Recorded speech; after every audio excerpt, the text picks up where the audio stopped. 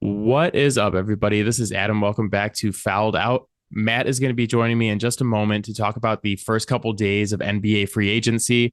Last week, when we talked, we were recording live during the first round of the NBA draft. So if you missed that, go and check that out. But since then, it feels like we have lived multiple lifetimes. Free agency has been open for about 50 hours right now, and it has been pretty crazy, pretty shocking for a free agency period in an NBA offseason that a lot of us expected to be pretty quiet. But that is why we love the NBA, is the craziness and the unexpectedness of it all. We've had a few shocking trades, some big surprise signings, and a couple other things that Matt and I want to talk about. But before we get started, just a reminder, you can reach out to us, fouledoutsports@gmail.com. Really appreciate you guys listening. We always love to hear from you.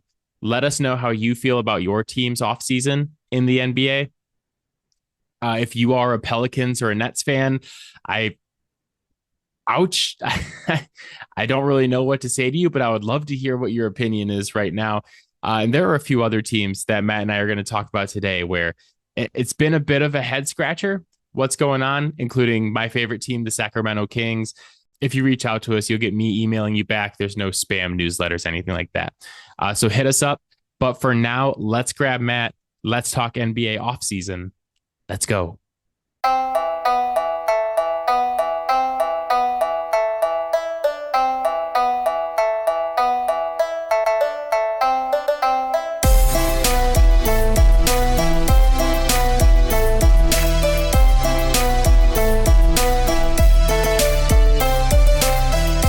All right, Matt is here in the midst of what has been a chaotic NBA free agency. I think that's the best word to describe what's happened the last what has it been, 50 hours? That is the most respectful way that I am willing to refer to this. Matt, how you doing, buddy? Confused. I A lot of confusion. almost went right into my first point without asking you how you're doing. That tracks for the way things are going. I don't know if this all has to do with the second apron and like all of the different things that teams have going on right now with, trying to get off money and trying to maintain flexibility for the future, or if it's just that I have completely lost the thread on what player value is. I'm going to start with this. I don't understand this. There's a report about 5 minutes ago saying that the Pistons and the Kings have re-engaged in a Dennis Schroeder sign-in trade. Funny enough, it's our two teams. I was trying to think about the last time that our teams made a significant transaction with each other. And I cannot think of a time that the Kings and Pistons had a significant trade. I can think of a couple guys who played for both franchises, but I don't like. I would say it was significant that you guys gave us Marvin Bagley and made us suffer through that. You guys euthanizing me from my Marvin Bagley misery, pretty like putting me out of my pain there is pretty significant. I was thinking about guys who played for both teams: Corliss Williamson, Mateen Cleaves. Yep. Mm-hmm.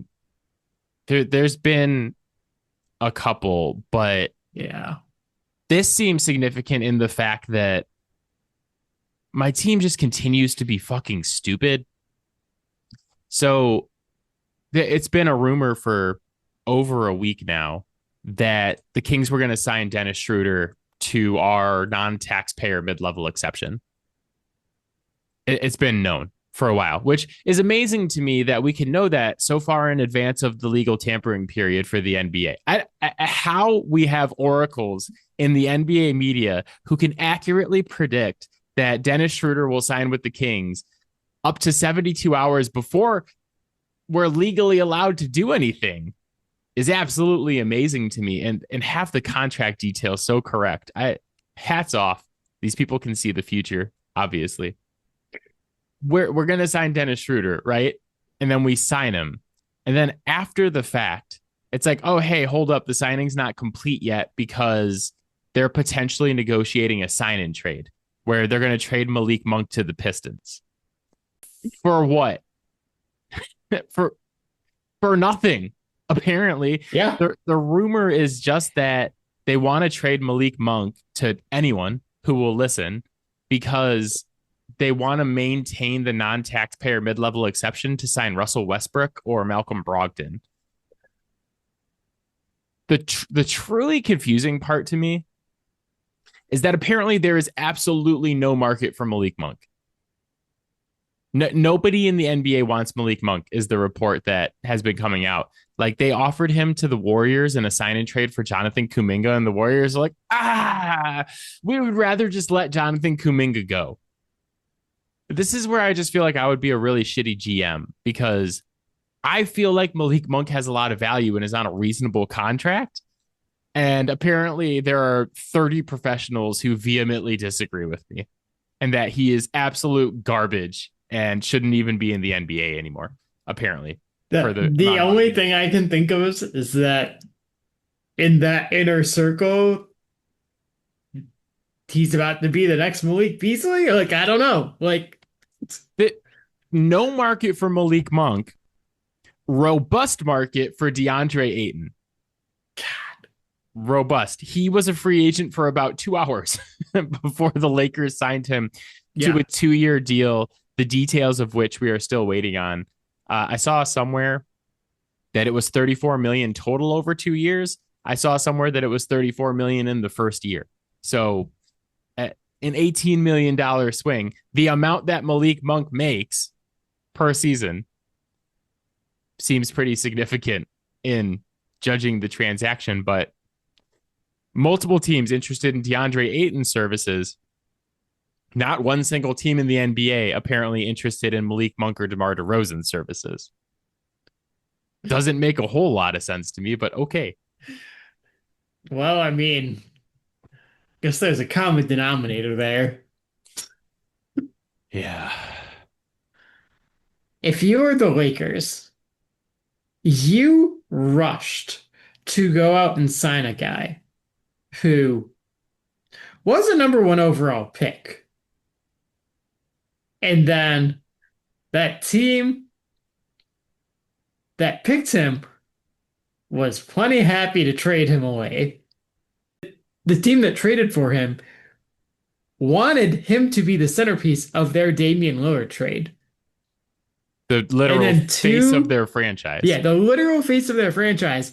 And 2 years later, they decided, fuck all of this. We're cutting him. We are going to waive him. Everything else be damned. And that is the guy that you guys are rushing out to sign. There are so many tentacles to what you just said that I want to get into on this podcast. Yes, especially if you're going to make that face. So I guess I want to start here. The best part is you have to go back and edit this, and you're going to see that again. I hope I do. That's going to be a TikTok clip from this episode. Is just you making that face with absolutely no explanation. That's the social media breakout. So DeAndre Ayton signs with the Lakers. I typically really like going after distressed assets in sports, where you have a guy who is a high pick, he gets put in a couple bad situations, like you're trying to rehab his value. But I also feel like there's a lot of danger in how you pursue that. Like, I like going after distressed assets really cheaply. I don't like going and identifying DeAndre Ayton as the potential centerpiece in a Dame trade that you want back, when you could have basically anybody in the league, or you could identify anybody in the league and be like, that's the guy we want. You're like, DeAndre Ayton, that's our guy. So like the distressed asset thing, I like doing it cheaply, like take a low risk swing on those guys. I do not like taking a high risk swing on those guys, which is what we saw Portland do, where they're like, hey, we're trading Dame anyway. That's the guy we want back. I've made this point multiple times on this podcast, is that I think everybody in that trade would have been better off if they just would have let Pat Riley cuck them and traded Dame to the Miami Heat. Yeah. I think we don't know exactly what the package is, but it sounded like it was basically Tyler Hero, Duncan Robinson, Jaime Jarquez, and like maybe a couple picks or like a couple other young guys. And I that think package, Jovic was talked about a lot too. yeah, Nikola Jovic, like looking back at it now, I said it when it happened. It was like my hot take is that Miami's trade package would have just been better than what they ended up getting. And Hmm. that Cronin like was trying so hard to cuck Pat Riley that he basically ignored what was best for his team. And honestly, you know what it reminds me of is Hmm. the Chris Paul trade to the LA Clippers, where the New Orleans Pelicans had a deal in place to trade Chris Paul to the Lakers, and the NBA stepped in and nixed it and said, "We're not letting that happen." They were going to pair Chris Paul with Kobe Bryant. And I think like that was when they got Dwight Howard right around that Hmm. time too. Yep. Yeah, yeah. And the NBA nixes it and says, like, that's not happening. The Lakers aren't giving you enough back. You can trade with the LA Clippers. And the LA Clippers give them a package. And like in retrospect, the package the Lakers would have given them would have been significantly superior to what they ended up getting. The Heat's package just seems like in retrospect, it would have been way better for Portland than what they ended up getting. Like, I think if Portland Hmm. was really honest about it right now and said, like, okay, we have Scoot Henderson, we have Shaden Sharp, we have some other young pieces. We just traded Anthony Simons to the Celtics for old Drew Holiday. You know what would be really nice to have on that team right now? Tyler Hero. Yeah. Tyler Hero is a good player. The Heat, Yeah. obviously, you're way better off if you get Dame. You probably don't lose Jimmy and go through all the bullshit that they just went through last season. Yep. The Bucks, man, the Bucks. You trade away Drew Holiday, bring in Damian Lillard. Drew instantly gets traded to your biggest competitor in the East, who goes on to win a championship with him. That hurts. Yeah. The Dame thing never worked out for them, which I will say that at the time on this podcast, we were like, okay, Dame and Giannis, like you could really have something there. Yeah. But even when he was healthy, it never worked. And I think a large part of that is because he was never happy to be there. He hated Milwaukee. Yes. And I think we kind of talked about it too at the time of the trade. By the time that trade was completed, like what else was there on that roster? That really like the core of the rest of that team had been gutted Yeah. over like years prior to that trade trying to win, and then that trade was kind of like the final blow.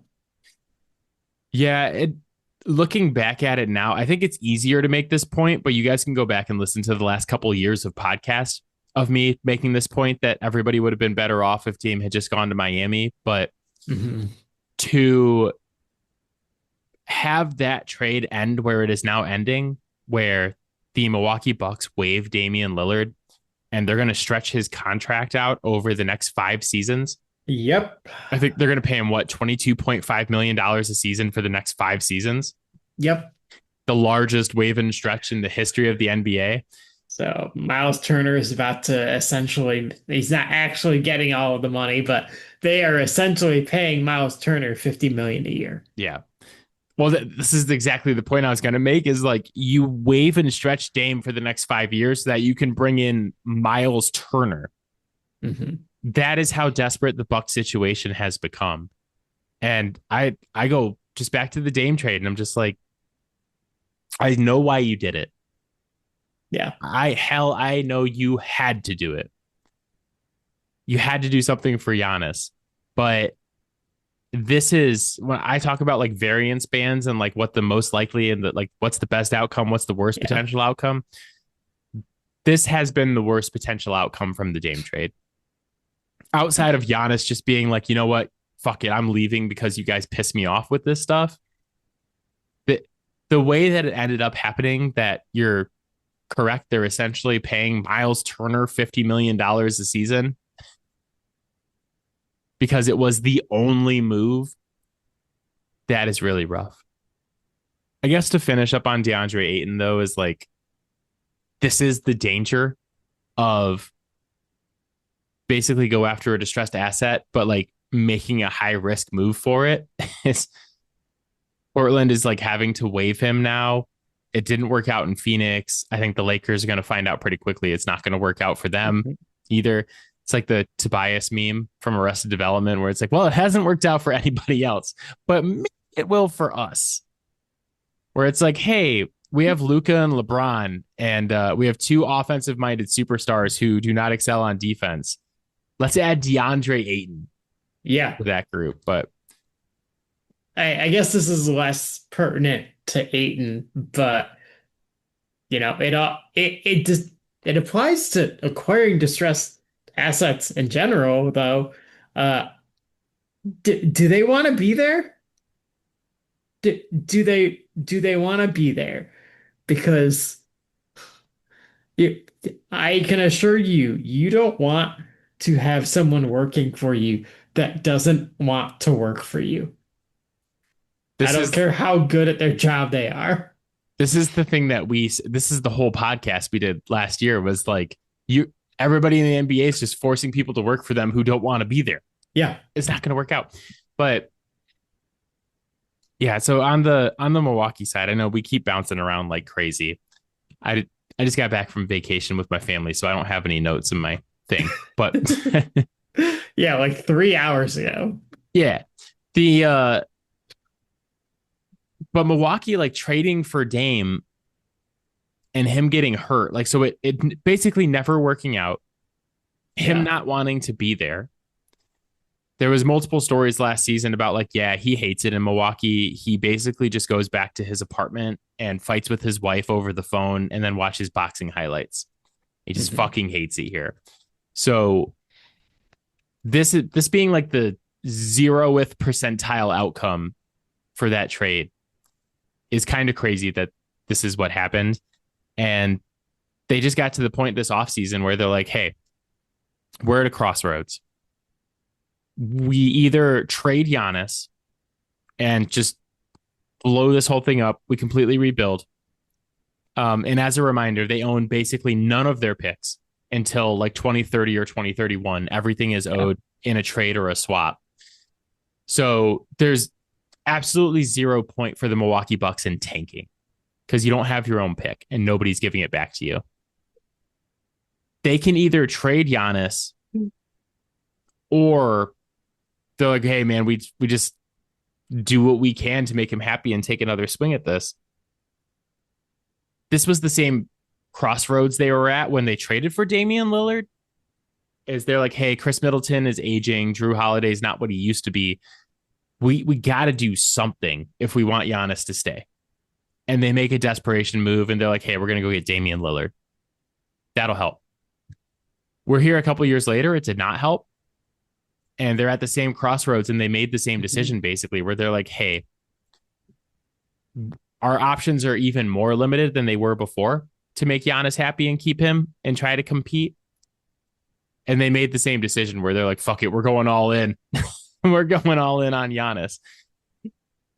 This might sound crazy, Matt.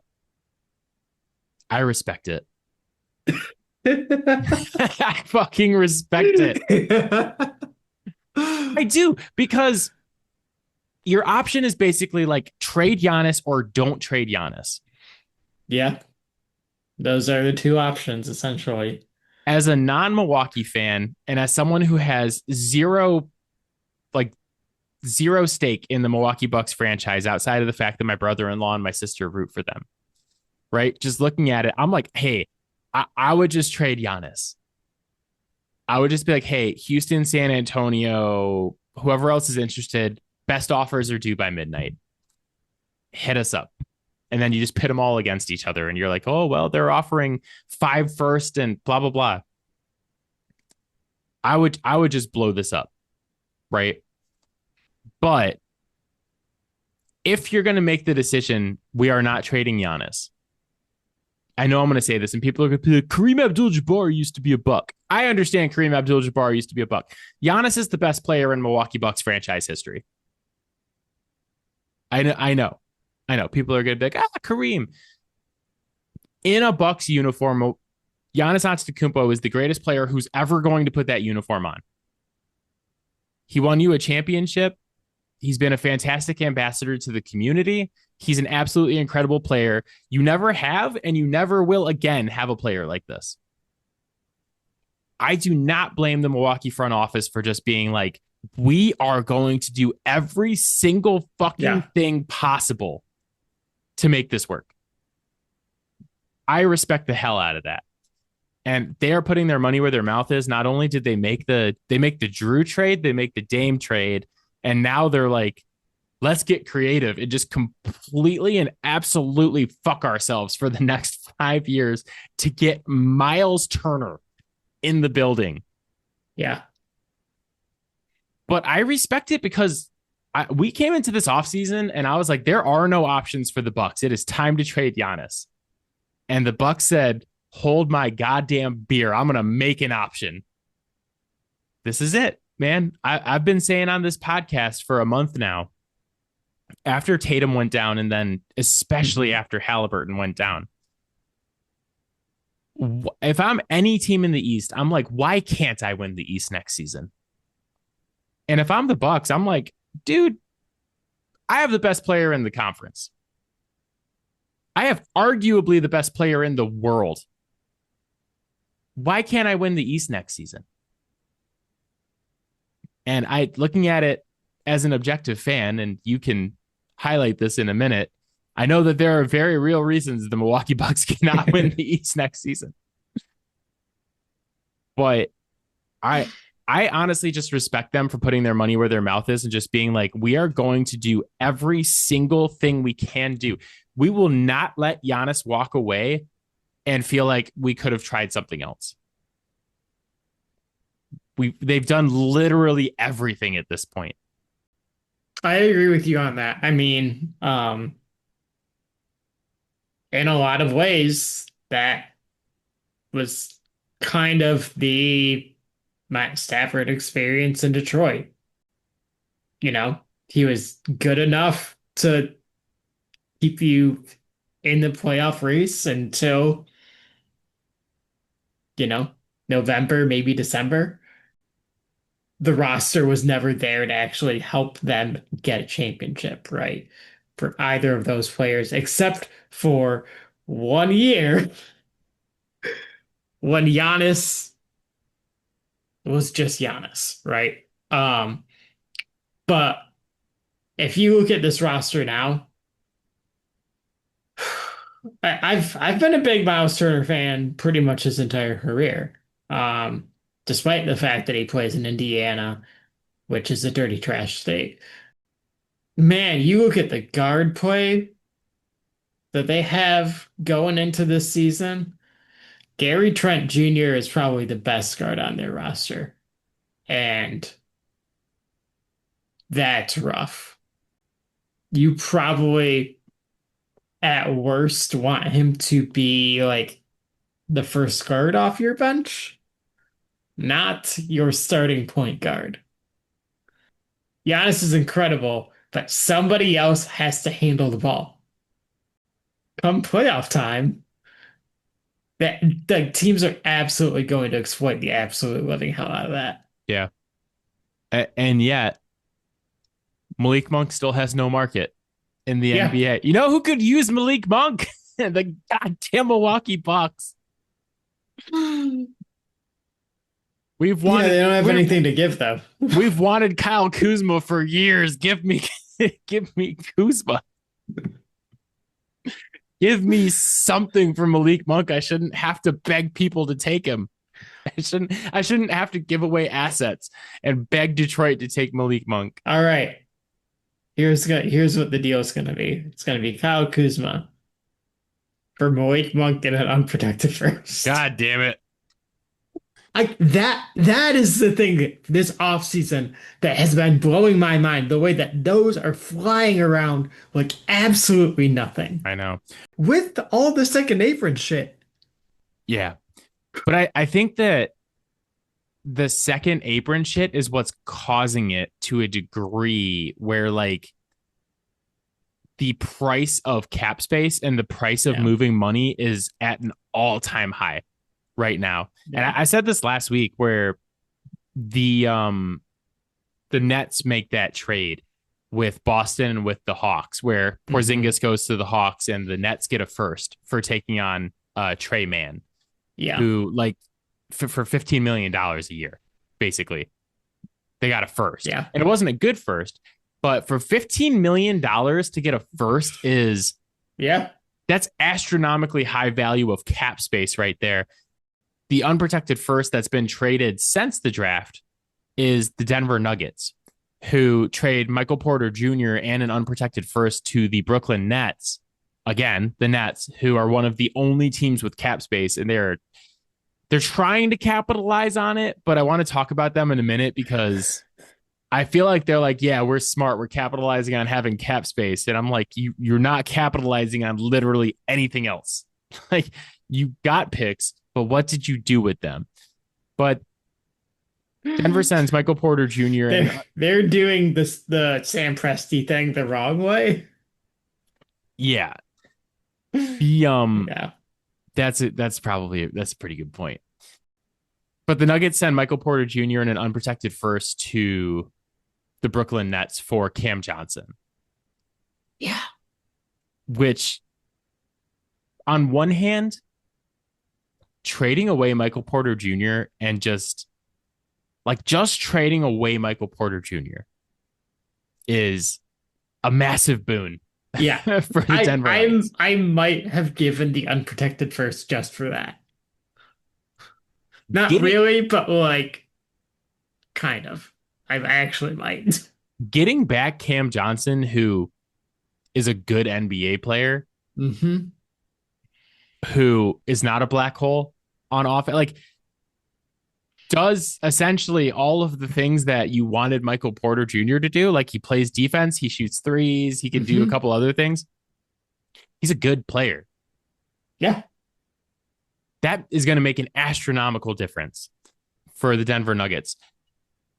But on the other hand, if I am any team in the NBA and I'm like, ooh, I can get an unprotected future first from the Denver Nuggets, who still not 100% sure Jokic is going to like play for them over the next 5 seasons, right? Like, Yeah. would it surprise you if Jokic was like, yeah, I'm going to go just race horses? Yeah. I'm done. Like, that wouldn't surprise anybody. It is a future first that I would want, right? Like, you want Milwaukee's because we just talked about, like, even with everything they've done, Giannis could still just be like, yeah, I'm good. Hmm. Jokic could dip out. Like, Yeah.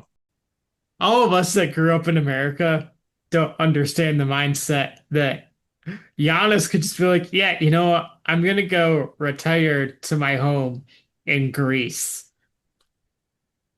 yeah, I'm not Yeah, like, that sounds a lot more appealing than everything that's happening right now. yeah. I'm not as worried about that with Giannis. If I was the Bucks, I'd be way more worried about Giannis just being like, hey, you guys tried everything, but Hmm. Miles Turner is just not worth $50 million a season. He's this is heading in the direction of him Matt Staffording this. Like, you need a rebuild. I don't want to be here for a rebuild. Trade me. Yeah. But Jokic, I'd be more like, yeah, if he just dipped after next season, I would be surprised, but I wouldn't be like, oh, I wouldn't be like having an emergency pod with you to be like, we got to talk about Jokic retiring. What the hell just happened? Yeah. But I think this move makes Denver way better. But then at the same Hmm. time, that unprotected first are just flying off the shelves for Yeah. trades like this. And good for the Nets, because if I said this last Yeah. week with the Nets doing that trade for Porzingis, or that being part of the Porzingis trade, I would be holding cap space ransom. Yeah. I'd be like, hey, Boston, you want to get this done? This isn't enough. This late first is not enough. Give me more. Give me, give me, give me.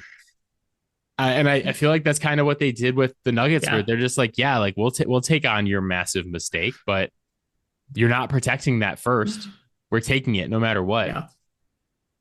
But then they also have 5 first-round picks this year, and they use them all, which is very confusing. And they use all of them on not very good players.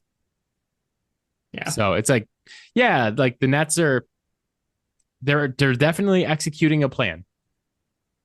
You're gonna have Michael Porter Jr. and a bunch of guards who don't pass. Excellent. I don't really know what's going on there, but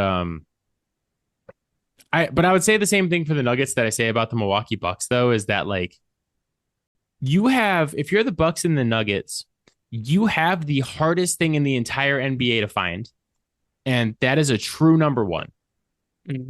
Who I have a tier of like 3 guys where if I have that guy, I am a contender. Just only by virtue of having that guy. And it's Jokic, Giannis, and SGA right now. NBA top 30 starts next week with Clinton Devin. Yeah. I don't want to spoil too much, but I think you can probably guess where those guys rank. I have Luka just like slightly down a peg where I'm like, I can make the NBA finals if that's my best player. We now have skinny Luka, which we'll talk about in a couple weeks when we get to him, but that is potentially very scary. But you have the hardest thing to find in the entire NBA. And you are doing everything you can to capitalize on the potentially short amount of remaining time that you have that guy. And I respect that. I respect just being like, listen, like if I'm the Bucks, I'm like, I don't give a fuck what I look like tomorrow. I care about today with Giannis Antetokounmpo. Like, I don't even know if Giannis is still going to be on the Bucks when the season starts. You would think so, but he could also look at this and be like, okay, so it's me, Kyle Kuzma, Gary Trent Jr., Kevin Porter Jr., and Miles Turner next season. On one hand, I don't know that I feel good about that, but on the other hand, it's the East, and I'm like, hey, we could do it. I know that next year is going to be one of the weaker years for the East. But you just running through that, I am not taking it for granted. Like it's not a certain to me that this team makes the playoffs outright. Giannis is good enough that like I think they probably do. They're probably one of those top 6 teams. But oh man, like one injury here or there, and that team is absolutely decimated.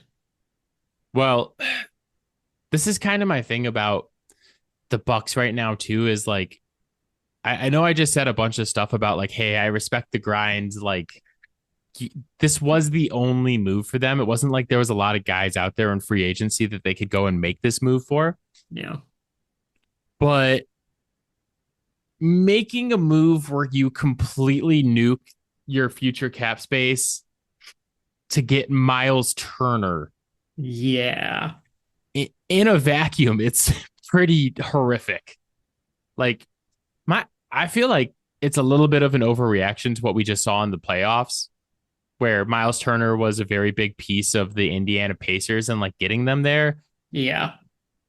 Miles Turner was the what best player on the Indiana Pacers? 5th? 4th? Depends on the game. Halliburton, to be fair, it depends on the game. There were games where he was probably their second best player, and there are games where he may have been their 6th or 7th. You know, I just mean like overall, it's like Halliburton, Siakam, Nembhard, Nesmith. Yeah. I just think. Oh wait, I don't know. I fucked it up. Wait. Overall, it's TJ McConnell. Yeah. And Halliburton, Siakam. Yeah. I mean, is he the second best player on a championship team? No. God, no. Yeah. He never May, has been. We have a large sample size of Miles yeah. Turner data. Yeah. Maybe, maybe feasibly he could be like the fourth or fifth. Yeah. But But again, though, the East is going to be so bad next season. We have the Knicks, who mhm. the fucking Knicks hiring Mike Brown today is the funniest shit ever to me, because we talked about this on the pod a while ago, that if you were going to fire Tom Thibodeau, I needed to know, like, so Thibs gets you farther than you've been basically since, like, when did they go to the championship? Like in the 90s during the Yeah. lockout season. Hmm. You haven't even made an Eastern Conference final in like 25 plus seasons, Yeah, farther than you ever got with Carmelo. way farther. And you're like, yeah, fuck this guy. Yeah. And I was like, okay, if you're going to fire him, I need to know who you're bringing in that's making this team better. And when they fired him, I was like, okay, well, I guess they got a plan. Maybe it's Mike Malone. Maybe it's someone else.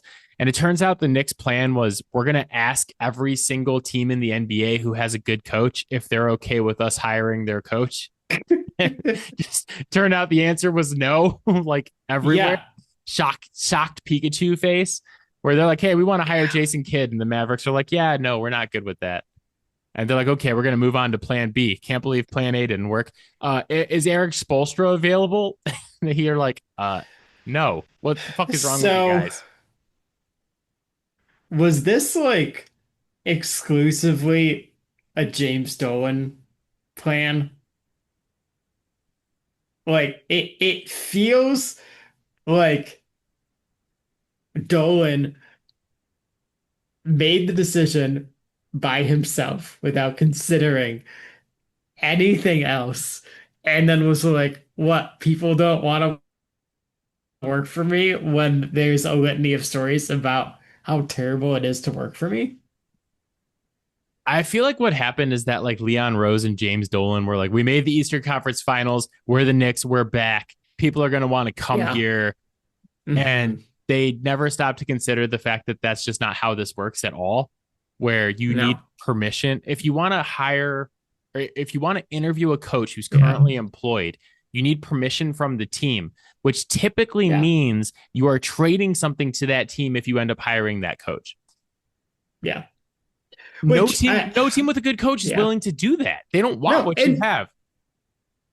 and also like I think if that coach wanted to come there and coach your team, it wouldn't just be they got denied. Like there's gonna be more to that story because again, the whole maybe don't try to make someone work for you that doesn't want to be there thing. Like there would have been other stories coming out about that stuff. Well, Those it's just coaches like didn't want to leave their teams. after 1 year, having the audacity to just be like, we're the Knicks. Yeah. People want to come here when like the last Yeah. 40 years of your history suggest otherwise. It's pretty damn crazy Yeah. to me. But that, and like just 100% that was their plan, is that they're like, we're Yeah. going to go take a good coach from someone else because we're the Knicks and we can do this shit. Yeah. And turns out you can't. And then they go out and it's like, oh yeah, the coaching market is pretty barren right now. Yeah. And to end up with Mike Brown, like, we'll see what happens, because his first year in Sacramento was really good. And then, Hmm. he got off to a only okay start the next season. And Vivek was like, yeah, this guy's fired. I hate him. Great, man. Let's just fire everybody. If you fire everybody who doesn't win games in Sacramento, you're just going to fire everybody, which is exactly what we've done. Yeah. We're never going to be good. If you're a Kings fan, you listen to this podcast, I want you to hear this from me, because a lot of you don't believe me when I say this. This franchise will never be good. Ever. This is life as a Kings fan. We will never be good. Just a side note, that's kind of why I respect what the Nuggets and the Bucks are doing, because there are also teams that were like, in the Bucks case, they're like, we're never going to be good. And then they were good, and they're just like clinging to it with every fiber of their being. And I'm like, I would do that too. Yeah, I mean, they had their Ray Allen era, Yeah, but and Michael Redd, and I mean, mhm. we had the early 2000s Kings era, and I still watch those highlights sometimes. I still That's espouse the all you values. got. I know, dude. I'll talk to like nephews about um basketball, and I'll just be like, you don't understand. We had five guys who averaged 5 assists. They were selfless. They were amazing, and the refs fucked them. That's why we don't have a championship banner in Sacramento. Everything would have been different. Everything. Apparently, the sign and trade with Monk going to the Pistons has fallen through again. I don't know what's going. Give it a They're couple more hours. they're using they're going to use some kind of trade exception they have from the Kevin Herter trade to sign Monk, and they're still going to maintain their or to sign Schroeder, and they're still going to maintain their non-taxpayer mid-level exception, which I think we're going to use to give Russell Westbrook $15 million a season. Might be worse than just giving you Malik Monk. What were we talking about? Oh yeah, so the Knicks. You have the Knicks in the East, right? With Mike Brown. We'll see how Hmm. that goes. The Magic, who have a very long history of success, making a massive trade for Desmond Bain, which will definitely put them over the top this season. The Hawks are now going all in. I Hmm. low key I like what the Hawks have done, adding Nikhil Alexander Walker. They got Luke Kennard, they got Kristaps Porzingis, and they're like, watch out, we're the Hawks. But I just feel like the destiny of the Hawks is to go 41-41 like they do every season, Yep. you know? But the one thing I'll say about the Hawks is like at least we have some proof of concept with Trae Young that he's Yeah. capable of leading a deep playoff run. So there's but it's still the Hawks, right? Like if I'm Yeah. Milwaukee and I'm like, I have Giannis, I'm not like staying up at night worrying about the Yeah. Hawks. Yeah, sure. I guess technically there's proof of concept based off of what Trae Young did in the past, but it has been several years since then. And quite frankly, I have yet to see sparks of who he was on that Yeah. run. So I also just think it's funny where someone adds Luke Kennard and they're like, we got Luke fucking Kennard. Woo! I am sorry. He's a good bench He's piece. okay. He's good for what he is. He can shoot. Yeah, it just like But it just makes me laugh every time with the journey that the two of us have been through with Luke Kennard.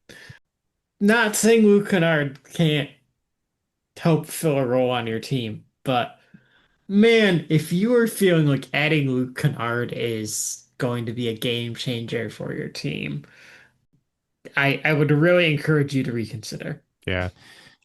Just looking at it right now though, like I kind of like their roster.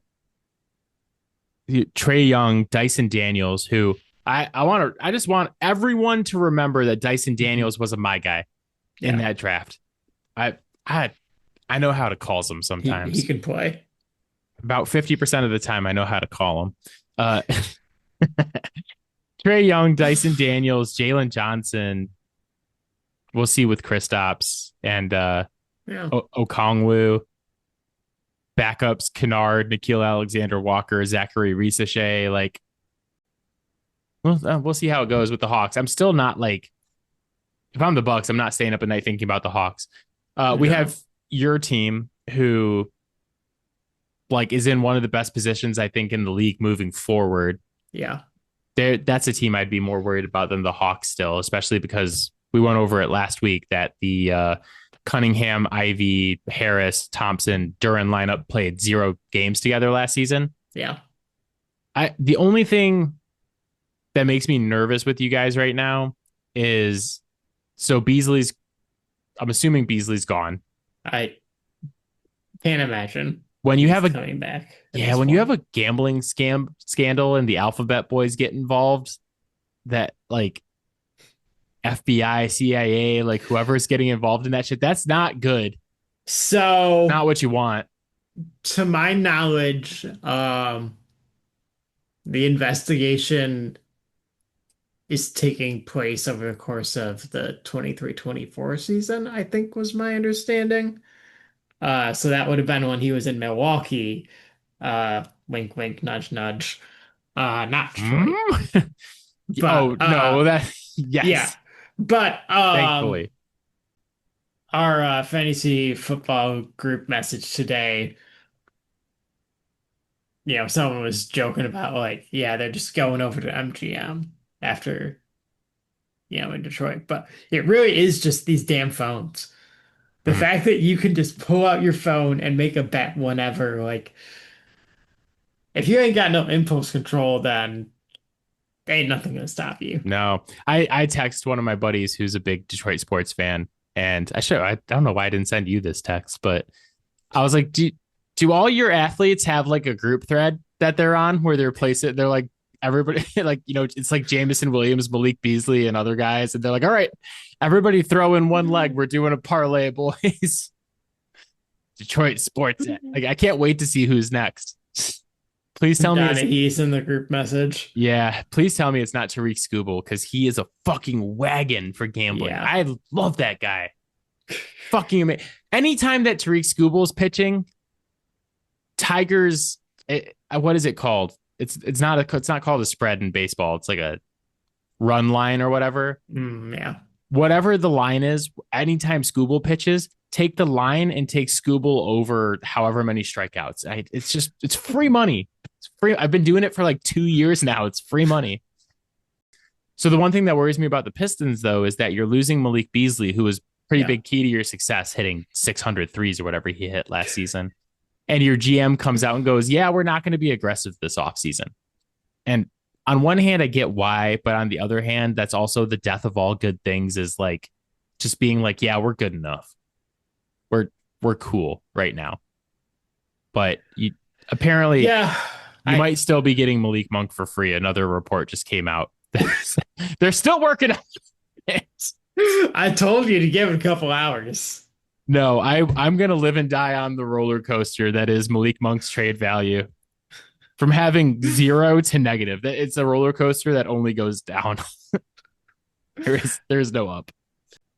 While I am all for the concept of being aggressive, to,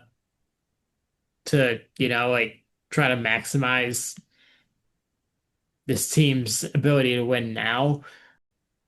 We got to pump the brakes on anything that might hamstring the future with how young this roster is. Not giving away unprotected firsts. We're not signing big contracts that are, 4 or 5 years long. We need to actually have this roster fully play together and develop together before we do any of that. Yeah. I'm just saying from the Bucks perspective though, because this half-hour tangent started because we were saying who are the Bucks worried about in the East? Like the Pistons, I think will probably be the same, maybe better next season. We'll see. But like outside of those teams, the Knicks, the Magic, the Pistons, the Hawks. Yeah. Like the Celtics and Pacers are extremely injured. Toronto hasn't done a ton yet. But who am I worried about? Chicago. I'm definitely not worried about the Nets ever with what they've done. I'm not worried about any team that has Michael Porter Jr. on it. So like, I mean, like Cleveland's still there, but they still have to actually do something in the playoffs at some point. I didn't even think about Cleveland because of how horrific they've been in the playoffs over the last couple of seasons. Like, it's not good, but you're right. Cleveland's still there. That's the best thing we can say about them. 76ers? Can I give you a little 76ers stock with maybe Embiid plays 10 games this season? Is that enough? I'm so out on the 76ers. They're 100% talking themselves into the fact that they're going to win the East next year. They're like, this is it, boys. We're going to get out of the second round. Like, if Embiid plays, like, they'll probably have a home playoff game in this, right? And then the playoffs will be a disaster. I thought you were going to say like, oh, if Embiid plays, they can maybe do something. And I was going to say, no, there's Embiid could play 82 games and there is an Yeah. extremely defined ceiling for the 76ers Yeah. as long as they have Joel Embiid, and that is that they will be eliminated in the second round of the playoffs. Yeah. Sight unseen. I don't care who they play. That is their ceiling. That's the absolute ceiling. They will never get out of the second round as long as they have Joel Embiid. But I'm not worried about it if I'm the Bucks. I'm like, if you were ever going to go all in around Giannis again, this is the season to do it, I think. And then if I'm Denver, I'm like, dude, I just took OKC to 7 games. Yeah. With Michael Porter Jr. on my roster. Now I don't. You upgraded that spot. I know. I wasn't even going to say Cam Johnson. I was just going to say I no longer have Michael Porter Jr. on my roster. Yeah. Watch out. Yeah. This is not only do you not have him, but you upgraded the player that's going to play that spot. And also, like, we've talked a lot about how depth has been a problem for them since that championship run. And brought back Bruce Brown and added Tim Hardaway Jr. Yeah. And like I think those are going to be very valuable bench pieces for them in a playoff run. I wish that you watched anime so that you would understand this reference, but for all my nerds out there, Denver getting rid of Michael Porter Jr. is basically just Rock Lee taking off the ankle weights in his fight against Gara. It's just like, oh, I can finally move. This is going to be beautiful. To not only do that, but add a valuable piece back, I think is a huge win. Yeah. I agree with you on Tim Hardaway Jr. that like at $20 million a season, I'm like, at vet minimum, I'm like, oh, hell yeah, that's really good for them. So they're going to go from having like 3.5 guys to having 6 or 7 guys next season who can play valuable playoff minutes. So is there anybody else we needed to touch on? I made fun of the Nets. Do I need to make fun of the Pelicans again for giving away a 2026 unprotected first to move up and take Derek Queen? No. I do think Orlando is going to be interesting next year.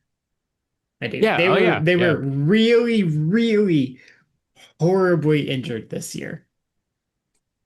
They were. And their offense has been an absolute rock fight the last couple of playoffs, but I think Desmond Bane can really help that. Desmond Bane will help. And if they can get Franz and Paolo to stay healthy, then I think they are shaping up to be an interesting team to develop. I don't want to go further than that because they kind of have to show it that they're like above just being a playoff team. Yeah. But like there is something there, and I think that because he plays in Orlando, like Paolo gets overlooked so much, but he's really good at what he does, and I do think that adding Desmond Bane is going to help kind of accentuate that a little bit more. Yeah. I really like adding Desmond Bane. Yeah. Especially for next season. Yeah. I'm just thinking that whether or not they as a team can kind of like capitalize on that and make that mean something more than, hey, you added a good player, like is yet to be seen. But I think there's a possibility there that if Paolo and Franz stay healthy, that there's something there in this depleted East that they might be able to take advantage of. So I would just add the caveat that Franz needs to get his shit together. He was not good. He was not particularly good last season. Not as good as he should have been. His shooting regressed pretty hard. I think Bane might help that, but if he doesn't get his shit together, I still don't see them getting beyond the second round. But but I mean, some of that too it's like it's not just that they didn't have shooters there. It's like, okay, well, like if Paolo's out, who else is the defense going to focus on? Yeah, he's not. Not a single other player. Like it's like 5-on-1 at that point. That's fair. I was just sitting here thinking I can't wait until like between 5 and 10 years from now, where we're all shitting on Shea Gilgeous-Alexander and being like, he never beat a legitimate team in the finals. Halliburton got injured. The next year, it was like a random. I'm thinking about like whoever the random East team is going to be. It's like they played the Toronto Raptors. Best player was Scotty frickin' Barnes. He never beat anybody. He's not the GOAT. He sucks. Can't wait. Can't wait for that conversation. But I feel like part of me feels like that's where we're headed next season, where it's like a fucking roulette wheel. And Yeah. it could be any of these teams. Like, it would not stun me if the Hawks made the championship next year. It would not stun me if the Pistons were in the championship next year. I know. I have to like steel myself because I'm sitting here as a Pistons fan, like, man, if they call that foul on, Tim Hardaway's shot, maybe we win that series. Because we certainly win that game. Uh, but like that means nothing. Nothing for next year. I know. You're just like, damn it, we could have lost to the Pacers in the Eastern Conference Championship. Hey man, I'm there. I'm there with you. I think like there's like 6 teams in the East. I mean, in all seriousness, it's like the Cavs, the Knicks, the Hawks, the Magic, the Pistons, the Bucks. Right? I don't think I'm leaving anybody out. If any of those 6 teams made the championship next year, I would not be totally shocked. Yeah. I would be totally shocked if one of them won it, because I just kind of like, I foresee this future where it's another Nuggets OKC series somewhere next season, whether it's in the second round or whether it's in the conference finals, where that's basically the NBA championship. Mm-hmm. And it's like, hey man, the Nuggets they have the best chance of beating these guys because they have Jokic, and now they have a better roster around Jokic. Mm-hmm. So I think the Cam Johnson trade is extremely valuable for them in that regard. And then it's like, throw a dart at the East. That team is the sacrificial lamb next season. Like, here we go. And this is kind of where we are, but I think it's going to be super fun. Yeah. Getting there. No. I mean, like,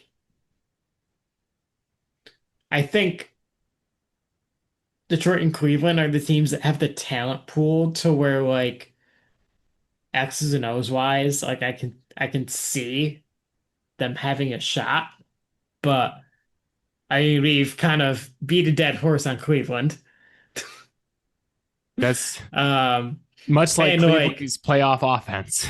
yes. And like obviously like Detroit just basically had their first playoff experience in over 10 years, it feels like. Um, and we're talking about like in the finals, yeah, probably there's going to be some starstruck shit going on there.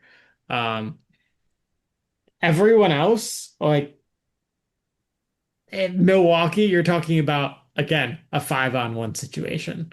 Like it's good luck, Giannis. 5-on-1.5. They have Kyle Kuzma. Wait. Sorry, 5-on-1/2. Yeah. I other than that, I just don't feel like any of these teams have a talent pool that can match up with whoever comes out of the West. No, I agree with you. I agree with, that's what I'm saying is like I feel like the Thunder, the Nuggets, I would say the Thunder, but maybe the Nuggets probably going to win again next season, and it's just going to be sacrificial lamb mode for the East. It's like, hey man, but I still go back to the point though, where if I'm an East team, I'm like, hey, this is my best chance to make the finals, and then who knows? Like, look at all the Achilles tears that we saw this year. What if it's Shea? I do not wish that on anybody, but like Shea gets hurt And Yeah. we talked a lot about that Thunder offense just being four dudes staring at Shea for a lot of the finals. So, we'll see. I think it'll be fun Yeah. getting there. I will say if Shea were to go down in the playoffs, obviously don't want that to happen. Don't wish that on anyone. It's bad for basketball if he's not playing. However, we will learn a lot about Jalen Williams if that happens. Yeah, we will learn all the things. We didn't talk about the Rockets at all either. Like maybe a little Rockets in the mix. They trade for Kevin Durant. They sign Dorian Finney-Smith. They got who else? They got someone else. Clint Capella. I don't know, man. Rockets off-season champions. Hang the banner. Do you feel like there is addition by subtraction with Jalen Green there? Possibly. I think Possibly. I think at least in a playoff game, like just not having him on your team on the floor as your primary scorer probably goes a long way. I think this is the thing, though, is like, what am I getting out of Kevin Durant next season? Yep. I don't mean on court. I know he can still score the rock. Yeah. I just mean like, is he engaged? Is he happy? Is this what he wants? Like, am I getting good, happy Kevin Durant? Which usually year one I do. If he's not happy after he forced not just the trade to this team, but this trade package to this team, then like I don't know what to say, Kevin. I don't know what to say anymore. Peak of player empowerment, where not only do you say this is where I'm going, but you say this is what I'm going for, and there's no arguing. But I think year one of the Kevin Durant experience is usually pretty positive. So if he can stay healthy and be their primary scorer and get buckets in the playoffs, I like what they've done.